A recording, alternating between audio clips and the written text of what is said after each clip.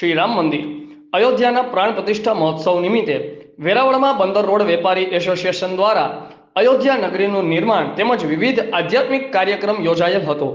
વેરાવળ બંદર રોડ વેપારી એસોસિએશનના મુકેશભાઈ ચોલેરા, પ્રભુદાસ ફોફડી, ધર્મેન્દ્રભાઈ ટીલાવત, મહેશભાઈ ગોહિલ સહિતના વેપારીઓની અનોખી પહેલ બંદર રોડને ભગવા રંગની કમાન, રોશની, પતાકડાઓ, રોડ પર બંને સાઈડ રંગોળી તેમજ ભગવાન શ્રીરામના કટઆઉટ ઊભા કરી અયોધ્યા નગરી ઊભી કરવામાં આવી હતી।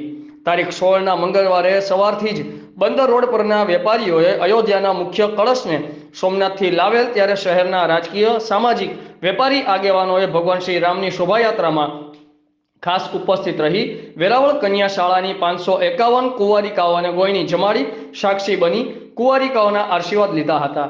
ભગવાન શ્રી રામ વિવિધ રૂપના દર્શન કરાવી સમગ્ર વેરાવળને અયોધ્યા જેવું વાતાવરણ ઊભું કરી બંદર રોડના વેપારી એસોસિએશનને 22 તારીખ પૂર્વે જ અયોધ્યા નગરી ખુલ્લી કરી ભગવાન શ્રી રામ પ્રાણ પ્રતિષ્ઠા દિવસની ઉજવણી કરી હતી।